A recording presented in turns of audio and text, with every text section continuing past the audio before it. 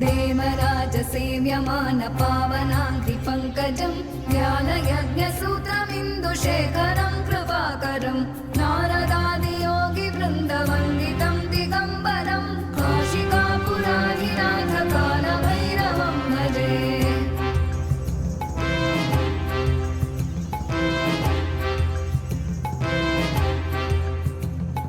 भानुकोटिभास्वरं भवाब्धितारकं परं नीलकण्ठमीप्सितार्थदायकं त्रिलोचनं कालकालमम्बुजाक्षमक्षशूलमक्षरं काशिकापुराधिनाथकालभैरवं भजे।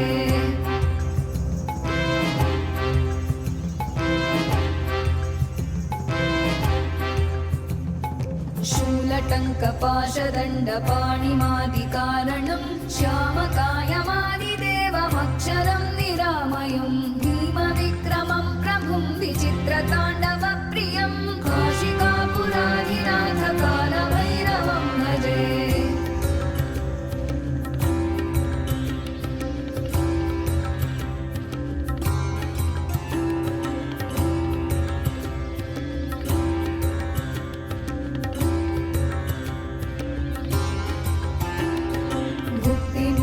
दायकं प्रशस्तचारुविग्रहं भक्तवत्सलं स्थितं समस्तलोकविग्रहं विनिक्मणं मनोग्रहेम किङ्किणीलसत्कटिं काशिकापुराधिनाथकालभैरवं भजे।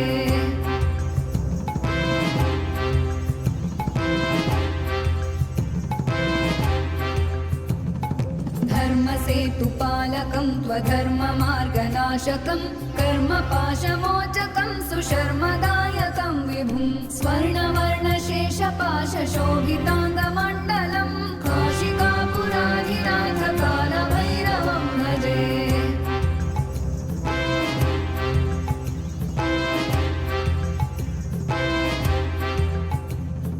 रत्नपादुकाप्रभाभिरामपादयुग्मकं नित्यमद्वितीयमिष्टदैवतं निरञ्जनं मृत्युदर्पनाशनं करालदंष्ट्रमोक्षणं काशिकापुराधिनाथकालभैरवं भजे।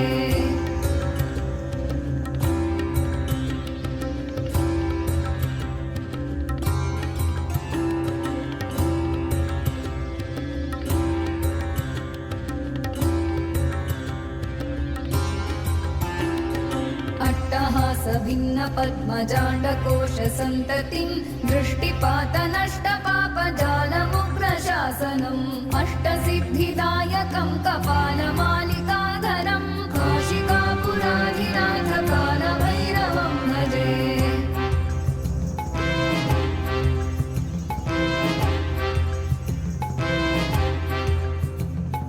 भूतसङ्घनायकं विशालकीर्तिदायकं काशीवासलोकपुण्यपापशोधकं विभुं नीतिमार्गकोविदं पुरातनं जगत्पतिं काशिकापुराधिनाथकालभैरवं भजे।